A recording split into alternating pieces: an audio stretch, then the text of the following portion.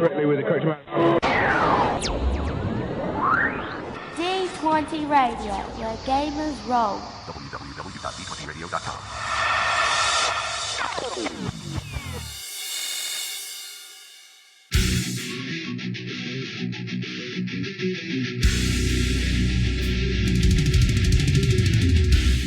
Welcome to Me and Steve Talk RPG, the podcast where me and my friend Steve try and help you get the most out of your role-playing game experience.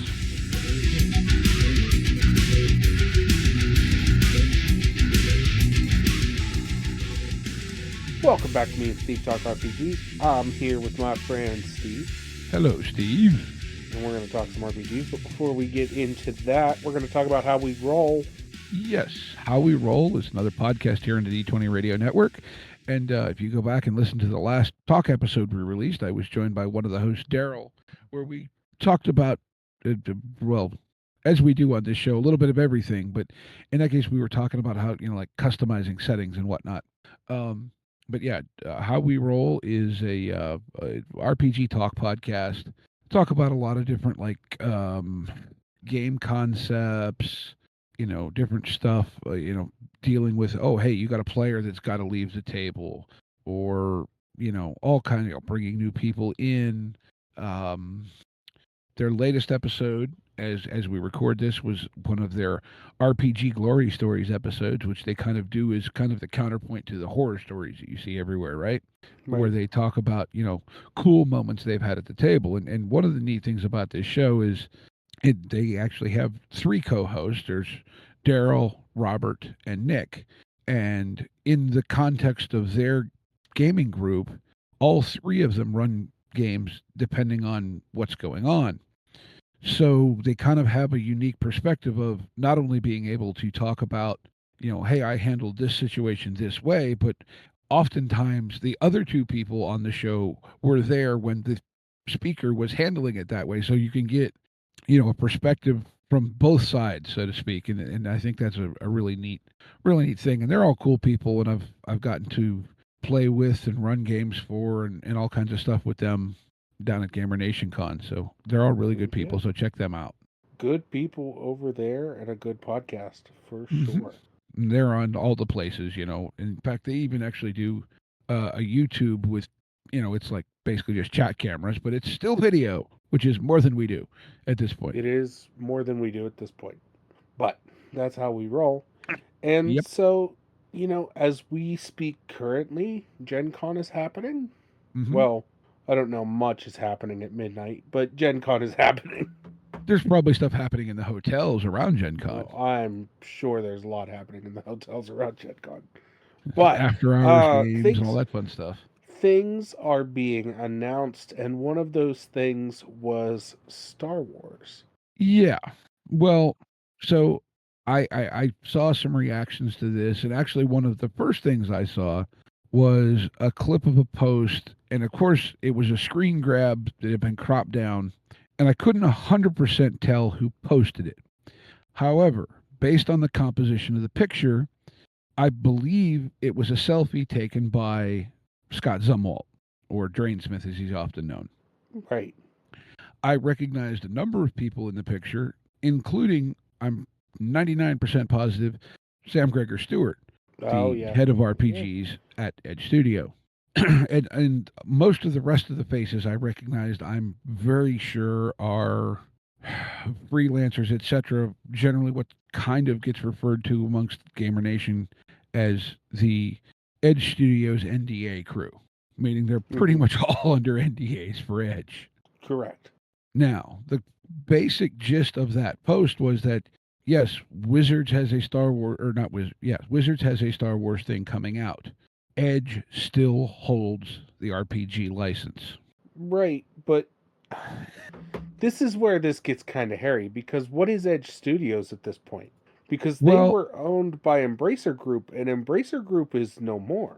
Well, they were owned by Asmodee, and then I think Asmodee was acquired by Embracer Group, and then saddled with $1 bajillion in debt, and Embracer Group basically folded Asmodee. Yeah, so is Edge Studios acting independent? I see that those details I haven't found anything out about. But again, based on what these people are saying, and I'm assuming they're all together at Gen Con. In fact, it may have even indicated that in the picture. Like I said, I recognized a few faces that I've seen at Gamer Nation Con. Like I said, primarily Scott Zumwalt and I believe the guy who runs the Dicey Cantina YouTube page as well. And it may have been a couple other faces. I don't have a screen grab of that pulled up right now to look at it and try and make them out. But so the gist of what I've been able to read and a little bit of quick searching, between work and whatever today, was that what Wizards announced was they're doing this, I forget what the hell they call it, but it's basically a alternate universe series that they're doing. Okay. And I guess so they like a what previously I'm sorry? Like a what if type thing. Kind of. Okay. And so they had previously, I guess, announced that they're doing an Azeroth book or two, which is, for those of you who didn't play it, that's the World of Warcraft setting. They announced something about a 5th edition Dark Sun book, and then this Star Wars Seasons of Rebellion thing. Now, that is, from my understanding of the articles I've read, basically what they said. Okay.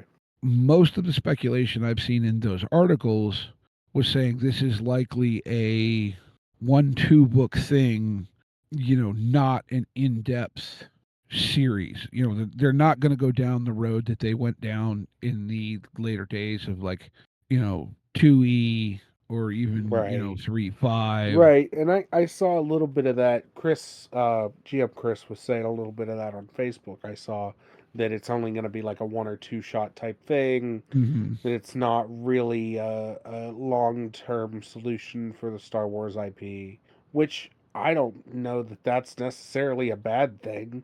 I mean, we'll see how this 1-2 shot thing goes, but Hasbro's current track record being spotty to say the best. Well, I'm going to say this from my perspective, and I had said before that I might buy a Dark Sun thing if they came out with it. At this point, no.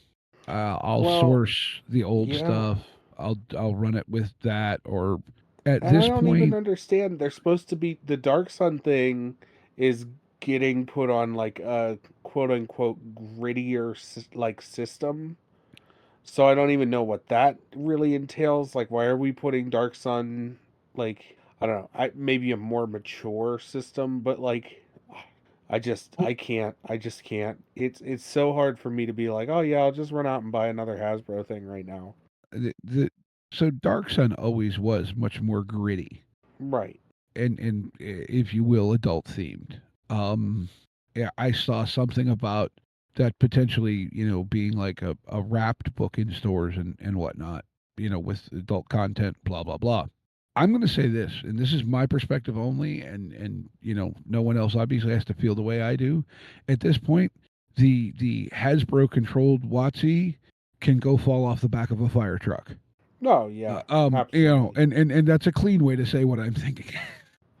Yeah, no, I think I'm in the same boat. They don't make a product I'm interested in. They don't. It's not. Yeah, I don't know. I feel bad because that's like the major market share of the industry, but the fact of it is that it's horrible. There's only so much abuse you can take from a company before you go, I can't. And see, to me, in all honesty, and like I said, I'm not. I hate to make it sound like I'm knocking on the people in the game design and production department for D&D at Wizards of the Coast. No, because I think they're being browbeaten by the covert overlords. And look, I've said this, this is one of my soapboxes that I will occasionally get on in this show. I don't think role-playing games fit the corporate model. They're just not that kind of thing. Yes, they've made $1 bajillion with D&D. That's fine.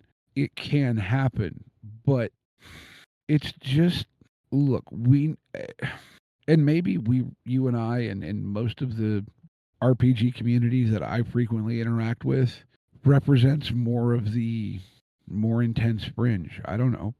But it feels like D&D is the D&D now is a brand, right? And I think they're just trying to capitalize as much on the brand as they can. And I have a feeling somewhere in some, office, whatever, somebody from Hasbro and somebody from Disney got together and said, "Hey, look, we'll do this, and maybe this is a way that, I lawyers and all that crap are involved. They have to be Right, because it's yeah. corporate, whatever. Maybe Edge ends up getting some money out of this because they own the license and Wizards has to pay them something. I don't know. This is entirely Uh, speculation on my part, but who knows? Because this all goes back to corporate overlords. Like, who knows? Because Disney owns everything now. right. Yeah, I yeah, and I just I don't know. I don't want to be pessimistic about this, but like there's nothing here for me. Um and I think that's the view of a lot of people is that it's until I see something, I'm not even really that interested. Like even if I see something interesting, you're going to have to do a lot of sucking up before I'm really actually interested in playing this like consuming this product at all. well, and look, I there was a point in my gaming career where I actually liked 5e D&D. Right. Here's the thing, though. The more I played it, the more it all started to feel the same. The mechanics, it's so mechanical. It's so focused on mechanical balance as you would if you were making. I'm just going to throw this comparison out there because it's what's in my head. As it would be if you were building a video game, okay, where you want all the same choices to be reasonably equally valid. Right. Okay? It's like they tried to make a video game on paper. Yeah, I think that's what they were going for. And That's the lowest common denominator type thing. And I think at this point, I've played enough 5e to just know that I don't like. There's nothing that excites me about 5e anymore. Nothing. Not a lick of it. I don't care to be that constrained by rules when I'm playing make believe. Well, and yeah, I completely agree with you. I think it's unacceptable to be that constrained. Well, look, it also depends on how you want to play it, right? Because if you're playing it as a we'll call it a LAN party, you know, MMORPG, then that's a good thing in Yeah. a sense, right? Right. But for me, if that's the experience I want, I'll go I'll go play an online game. Right, exactly. Yeah, if that's the experience that I want, I'll go play an MMO. I could join up with like I'd go back to 14 tomorrow. Final Fantasy Yeah, 14 was my drug of choice and I will gladly go back to it tomorrow. yeah, see, Like I have I quit playing WoW about 14, 15 years ago. right. And it's just I got I don't know. It's a thing that like the problem with that for me, it became I no longer wanted to spend the time to play it at the level I wanted to be able to play at. Right.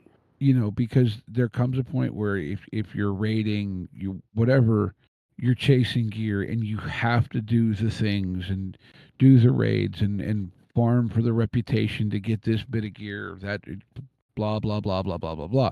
And look, it's a wonderful business model for like it'll keep you coming back to the thing. But at some point, I just got to where, you know what? No, I don't want to go, oh, hey, I need to log in every day and do an hour's worth of the same shit that I did for the last 16 days or, however many months or whatever, and then do 3 hours of a raid and nothing else is really challenging me.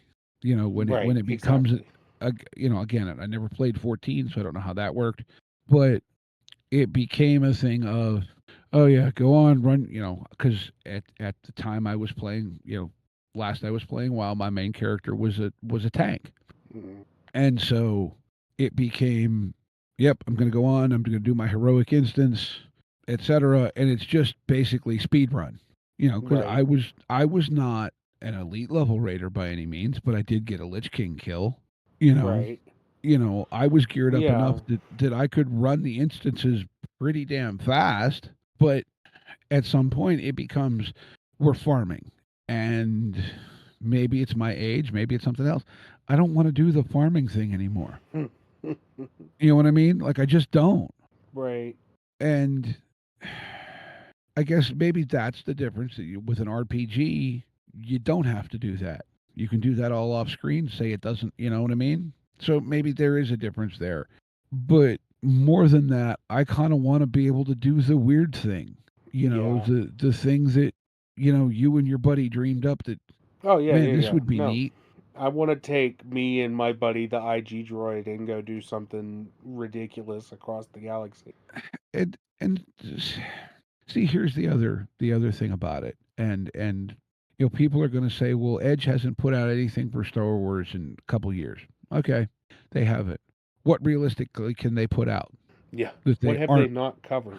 And I know I don't know the details of it, but I do know that um the layers of approvals and stuff that they have to go through because of the way the license works wildly hold up things. I Right. saw Daryl posted something on in a conversation I was on Facebook today about they released a Force Awakens starter game. They had it ready to go to coincide with the release of the films, but by the time it got through all the Approvals. steps of approval and what, it was 14 or 16 months after the release of the films before the box dropped. That's And then also, people, oh, we want a Mandalorian source book, we want a whatever. Well, apparently, and again, this is kind of based on some things I heard Sam Stewart say at a panel, things like this. The license that they have covers covers very specific portions of the timeline. right. So, under their current license, they may not be allowed to make a Mandalorian source book. And let's be honest, what are you going to have in the Mandalorian source book that That's you different can't than get? anything else. Oh, you're going to have a Razor Crest. So, tweak the Whoa. stats on. Look, Starships and Speeders has all kinds of things in it. Right. Like, I don't know, maybe it's the instant gratification, whatever. But see, this is what makes RPGs to me not fit the corporate whatever very much. Because once I buy the book, I don't need you anymore. Right. Exactly. So, and Edge, in a sense, FFG Edge, kind of did the lots and lots of splat book thing. And they did it in a way that made you want to buy it because it had a couple new races in it or a couple new careers or, whatever. Fine.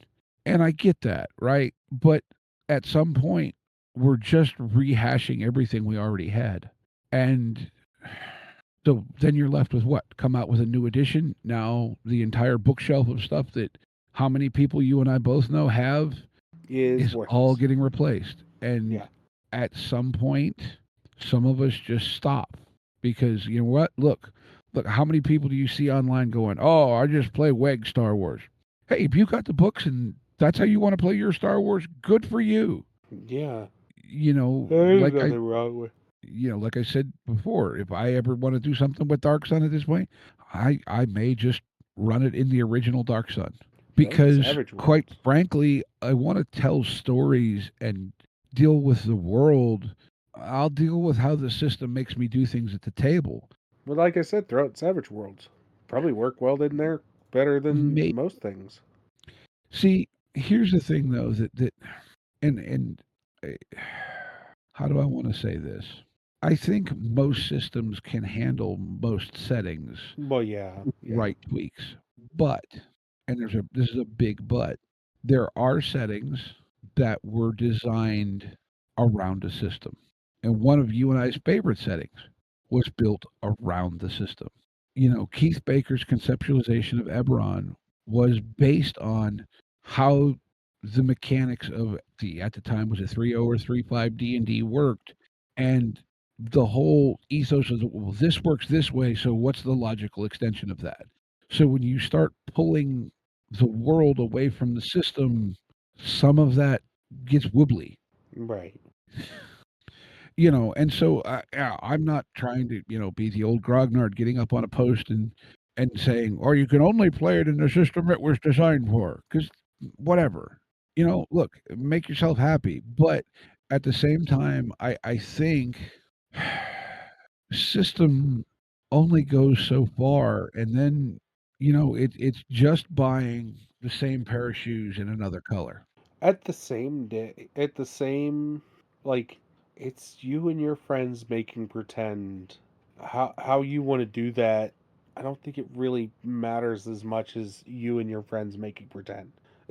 Right. And I, like, I'm not trying to say that, tell anyone to not go buy the stuff that Wizards is coming out with. If you want to buy it, knock yourself out. Okay. I'm just saying, from my perspective, I don't I'm not care. touching I it. have things, I have enough of the Edge books. I have enough of that material that if I want to play in that universe, that's what I'm going to use. The only way I'm putting hands on this is if people in the know come out and are like, "Oh, this is excellent," and even then, I'm sort of like, I'm good. But, th- yeah, I don't know. I don't know I, that this is, and I feel bad because there are people that worked on this, and it's like that's great. I'm glad that you got your chance to work on the Star Wars RPG, but I don't know that I want to put my hands on. I mean, I feel like it's probably going to be something similar to like be it Lord of the Rings, Atla, whatever stuff that they've done with Magic the Gathering. Yeah. And Well, and the Magic the Gathering stuff it's a disaster, but I, because there's a lot of fans of Magic the Gathering that aren't happy with how much crossover material there's been. oh look, I'll be completely honest. I started playing MTG Arena a while back, and then the Atlas set hit, and I was just like, "What is all this?" I don't, and I quit playing it. I Yeah. never sunk any money into it, but No, but it's like, enough to make you go, "What? No, I don't want any of this." I mean, I was already trying to remember mechanics from, 25 years, 30 years ago, and the changes, and then they start adding all this bend, that bend, blah blah. Look, and look, if you're an Avatar fan and you thought that was great, good for you. You want to, but it was just like huh? Yeah. Yeah, I get it completely. Well, any final thoughts on this before we move into game of the week? I don't know. I mean, I think just to a certain point, look, if you want it, fine. But I think one of the beautiful things of a hobby based around printed material is that that material still exists. Well, yeah, you We can. didn't, It didn't just go away. It's not. Yeah. you brought Well, up a at least topic, not I don't yet. know, a couple months ago, about old editions. Look, the stuff's out there. You can find it, Oh yeah. especially in the modern era with, be it PDFs or scanning or whatever. And Well, look, go to like a half price books. I hit the half price books in Pittsburgh every once in a while and find all kinds of stuff. I Or I'll go went to what was that? I actually was, within the last, I don't know, month or so, was out at the one in Monroeville, and they didn't have a single role playing book I could find. Really? They had the graphic novel game section, but I could not find any RPG books in it. Um, hmm. Like, I didn't look that hard, but usually there was a There couple was of a shelves. section. So they had moved some stuff when I was there last. There was a section over in like fiction that was RPG Oh, game books. It was like with they had some other stuff over there. kind of like across the aisle and maybe back in a shelf or two from where it Yeah. was. Yep. Yep. Yep. Okay. I didn't dive in because I was actually there with my little nephew, picking Oh, up some gotcha. books, getting him some books, and so I wasn't like Right. wandering through Super the whole looking. store like I would if I was there for me. Yeah, it was in like the second aisle of the non of the fiction stuff, and I was like, "Oh, this is a weird spot for this," but okay. Yeah, But yeah, they had everything was all turned spined out, so you could take a look through. yeah, But yeah, no, and but even that, like like go to a local game store. I'm sure they probably have books laying around. You know what I mean? Like, mhm. uh, You could find it if you want it. Even there's even if places you in want it, yeah. their prices often are higher than I'm willing to pay, but there's places like Noble Knight Games that gets in obscure stuff. You can actually send them boxes of your old books and they'll buy them from you. I don't know how it works. I'm not, endorsing them in any way, but I do know it's a business that they've been doing for a while, so they're at least credible. It's an option if you're really in that way. Um, Yeah, I think what you've said is pretty much what I've agreed with everything there, and I think it's just a pointless cash grab at this point, and it's going to draw in an X amount of players. We're going to hear about it, and those players are going to be hooked on an ecosystem that isn't something that I necessarily want to do. But more people in the hobby is a good thing. well, yes, I agree with that. I'm not saying it's a bad thing, but my bigger gripe has been there was a trend there for a while where they seem to be trying to separate themselves from the hobby, like make D&D its own hobby, which I think was the whole intent behind we're going to roll back the OGL and all that. That was what I saw behind that. Whether that was the actual plan, I don't know. But, like I said, that was my take on it. And to me, that's what kind of really irked me was that, like, yes, you may be the 900-pound gorilla in the room, but, I mean, Steve, how many, small independent game designers have we had on, and when we do Game of the Week, they're shouting out some friend of theirs that just made this thing, or they rave about this other little game that they found that it had this thing in it, and you know what I mean? Right, yeah. And that's like so completely opposite of everything I hear coming out of the WotC camp, and again, at this point they're being controlled by the corporate everything and whatever. Because I mean, Peter Atkinson, what I've seen of like his posts on social media, he seems like just a genuine gamer nerd, right? That basically got lucky and made a crap ton of money at it. Yeah, exactly. No, I absolutely agree. But well, I think it's time we move into Game of the Week. Woohoo! Game of the Week. Game of the Week. Game of the Week. So my Game of the Week is a game I'm excited to get to play. Got a little one shot coming up here eventually. It's called Hunt. Okay. It's by Gila RPGs. It's about a doomed knight on their last hunt. It is sort of a one shot, one adventure type thing.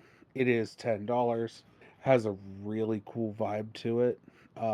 Not necessarily like your standard. It's not combat driven per se. It's more of a story driven RPG about finishing this last mission. So yeah, that seems kind of cool. It's got a vibe. It definitely has like a very clear vibe to it that I really liked. So yeah, people were talking around me as like, oh, we're gonna try and play this, and I was like, hey, what is that? Yeah, like, no, do you want to play? I was like, yeah. Well, that's cool. You said that's called Hunt? Hunt. Yep, and there will right. be a link to the, I think it's an itch.io page or a GitHub page. Yeah, I think it's itch.io. All right, well, I'm actually going to, and I think this is one that I used a long, long time ago, but I actually went and bought it today because I keep seeing it I have like 3 different wish lists to help me keep track of things, amongst that being things we've used for Game of the Week. But I also will save things to that with the intent to use them, and then for whatever reason I don't. And so anyway, this is a game, it's been out for about 8 years now. It's called Punk's Been Dead Since 79. Mm-hmm. And what kind of, I don't know, like I said, I kept seeing it in my list. And so for whatever reason, I opened it today and started looking at it. And so their description is, players are punks in the 90s and early 2000s. Their life revolves around going to shows and living the scene. The game is about finding your world in a place that hates that hates anything different, finding an identity in a society that craves conformity, and finding yourself in a subculture that can't make up its mind about what it wants to be. It's about small towns full of religious extremists, violent rednecks, and equally violent punks. It's about going to the American Legion Hall every other month in hope of seeing Public Urination play a set. and about making friends who understand your struggles. And it does say content warning for adult language, descriptions of violence, sexuality, fascism, etc. Yeah. And what I realized was, man, this is the era that I lived it. You know what I mean? Now, I wasn't deep in the punk scene, right? But this is set, their kind of default setting is Northwest Ohio. Mm-hmm. I spent most of the late 90s living most of my time in Ohio. Now, I was in Southeast Ohio and North Central to Northwest Ohio, but this is like I'm going. I was there. It's about the Green Day, the that explosion of punk, Rancid, The Offspring, Right? All of that. yeah, I mean, Social D was a little before that probably, but not by much. Bad Religion, MXPX, and like I don't know, it just seemed really neat. So, and it cost all of $2 for the PDF. Oh yeah. Now they do have a quick start that's free, but the PDF for the whole game, all 36 pages of it, is $2. And then you can download the character sheet for free. Now the character sheet is actually really neat. It's mocked up to look like a wire-bound notebook page. Nice. And you have 5 stats and a couple other things. But what I actually found kind of neat about it is I'm going to say it uses a variation on Powered by the Apocalypse. It's not quite as structured with like the playbooks and everything, because it really, you only have 2 very, very broad archetypes. Basically, there's, I think it's external, inclusive and exclusive, or I don't know. Anyway, but there's like 2 different types of punks, and that's it. Right. But you have 5 stats that it gives you. You pick from. It's an array, right? You get like 4, 4, 3, 2, 2, or 5, 4, 3, 3, 2, or you assign them. And what those stats represent is that when you perform an action driven by that stat, that's how many dice you roll. And then you pick 2 of the dice for your result, and it's just like PBTA, 6 or less, blah, blah, blah, basically failure. Oh, okay, gotcha. 7 to 9, partial success, 10 plus, impressive success. But I kind of like the way that it's structured, that like they're kind of playing off using, like, if you want to call it, the advantage mechanics, but it's simple, and I think it would lend itself very well to playing a fiction driven game. Yeah. Plus, that sounds fun.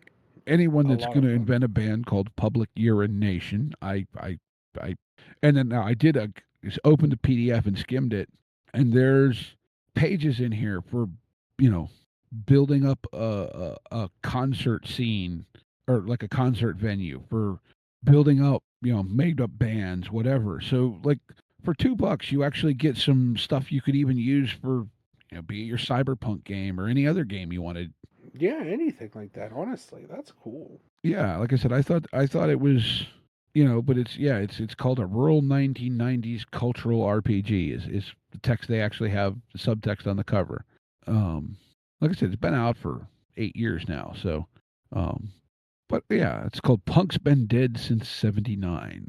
Very like cool. I said, it seems, like I said, for $2 I picked it up, and as much as I need another game, but Hey. Well, and as always, links to everything are in the show notes. Find us on Discord. Find us on YouTube to listen to us, or any podcatchers. Yeah, and as always, we want to remind everyone to be kind to one another and get out there and play some RPGs. Yep, take care, y'all. Intro and outro music by the band 12 Noon. You can email us at meandsteverpg@gmail.com. You can find us on Twitter and RPGs. Find us on Facebook at Me and Steve RPG Podcast. On Discord at Me and Steve RPGs. And as always, all of these links are in the show notes. Thank you, and be kind to one another.